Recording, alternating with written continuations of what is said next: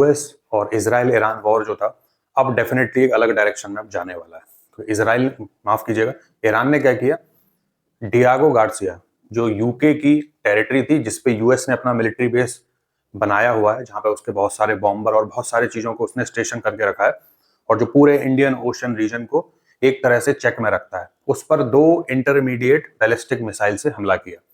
खुर्रम शहर 4, वो उन दोनों में से एक जो मिसाइल है वो तो अपना रास्ता भटक गई, भ्रमित हो गई कहीं, लेकिन एक को SM-3 इंटरसेप्टर से यूएस ने इंटरसेप्ट किया, जो लेटेस्ट खबरें हमें पता चलती हैं। तो सबसे इंपॉर्टेंट बात इसमें ये है कि लोकेशन कहां पे। देखो, अगर ये वर्ल्ड मैप के हिसाब से देखेंगे तो ये वाली जो रीजन है डियागो गार्सिया इंडिया के बिल्कुल साउथ में पड़ता है, और ये है ईरान आपका। ईरान ने यहां से उसको जो बैलिस्टिक मिसाइल है उसको फायर किया था, 2 इंटरमीडिएट बैलिस्टिक मिसाइल्स वो थी। लगभग 3800 किलोमीटर की जो डिस्टेंस है वो इन दोनों जो लोकेशन है इनके बीच में पड़ती है। तो जो मिसाइल कैपेबिलिटी ईरान के बारे में हम लोग लगातार बात कर रहे थे कि जिसको यूएस और इजराइल खत्म करना चाहते हैं, वो असल में इंटैक्ट है। ओरिजिनल रेंज देखो इसकी, अगर एक हम बात करें, ये जो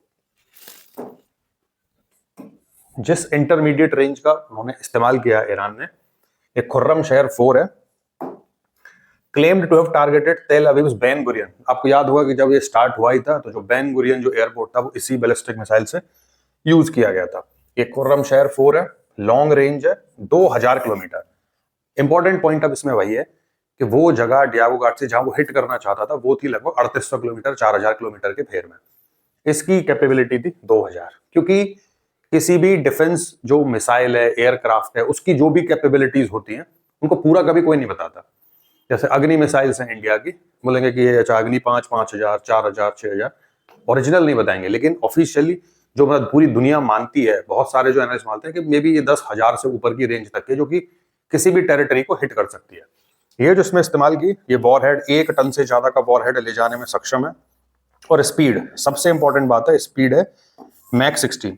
मैक 16 का बेसिकली मतलब होता है कि जो स्पीड ऑफ साउंड है, जो 334 मीटर पर सेकंड के आसपास जो होती है, उसका इंटू 16 अगर हम कर देंगे तो वो कैपेबिलिटी वो रीच कर जाती है। ठीक है।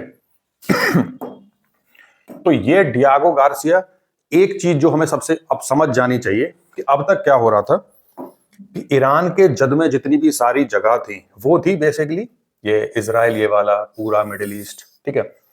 जो खुर्रम शहर 4 बैलिस्टिक मिसाइल का यूज किया है, जिसने टारगेट करने की कोशिश करी डियागो गार्सिया को, ये डियागो गार्सिया है, और ये जो छैगोस आर्किपेलगो है, यानी कि जो छैगोस आइलैंड्स हैं जिसमें बहुत सारे हैं, उनका एक आइलैंड है डियागो, छैगोस आर्किपेलगो। ठीक है। तो अब आप कंटूर अगर देखेंगे इस पूरे वॉर का, तो मिडिल ईस्ट रीजन से बढ़ के दूर की टेरिटरी तक पहुंच गया है, यानी कि यूएस के कोई एसेट है, कोई भी बेस है, फ्लीट है, सबको वो हिट करने की बात कर रहा है।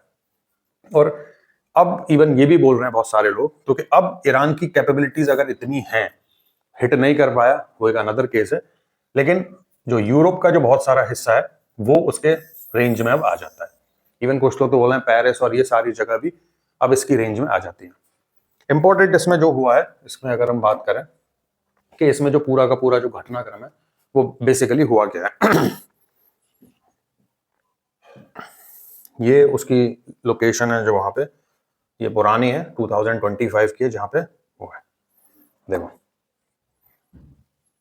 ईरान ने 2 इंटरमीडिएट रेंज बैलिस्टिक मिसाइल जो डियागो गार्सिया है वहां पे फायर करी, लेकिन failed to hit the US UK military base. ठीक है। ये लीज पे है जहां पे यूएस इसको यूज करता है, और उसने बताया कि Tehran claims to impose the range of 2000 kilometre on its missiles capable of targeting Israel, rest of West Asia. ठीक है। जो कैपेबिलिटीज हैं उनकी बात ये कर रहा है।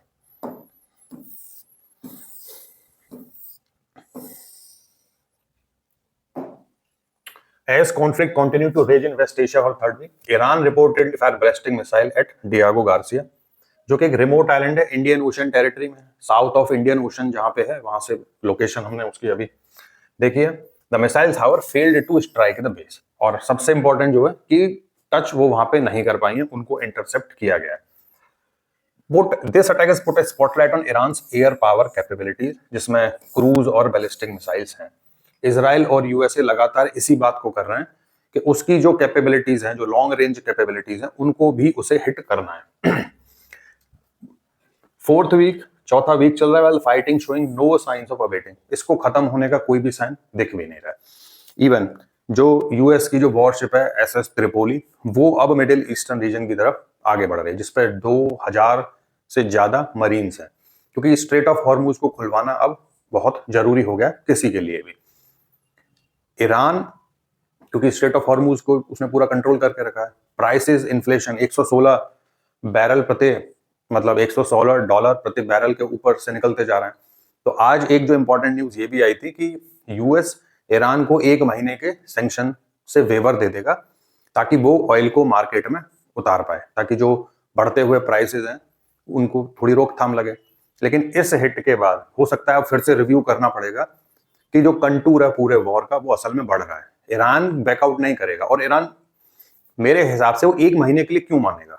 अगर उसे मांगना भी होगा तो ये बोलेगा कि भाई हमारे ऊपर कोई सैंक्शन नहीं होना चाहिए। 1 महीना तुम सैंक्शन हटाओगे, दैट मींस तुम दया दृष्टि दिखा रहे हो वहां पे, ठीक है? क्योंकि ये पूरा का पूरा जो बैटल है वो बेसिकली ईगो क्लैश अब ज्यादा है कि कौन किसको ज्यादा नुकसान पहुंचा दे, कितने ज्यादा देशों को इसमें शामिल कर लिया जाए, ठीक है? तो वो सिचुएशन ये अभी फिलहाल बनती हुई दिखती है।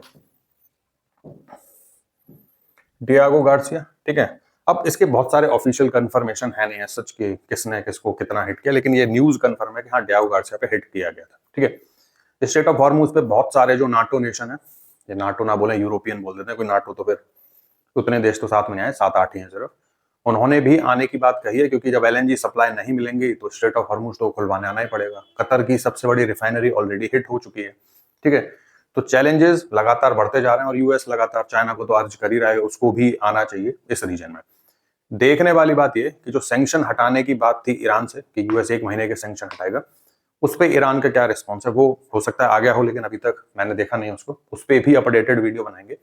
लेकिन डियागो गार्सिया को हिट होने के बाद, क्योंकि हिट किया नहीं है लेकिन इंटेंट तो ईरान का था कि उसको भी लपेटे में लेना है, उसके बाद यूएस कैसे उस पर रिस्पॉन्ड करेगा, कैसे सैंक्शन वेवर और इनकी बातें वो करेगा, ठीक है।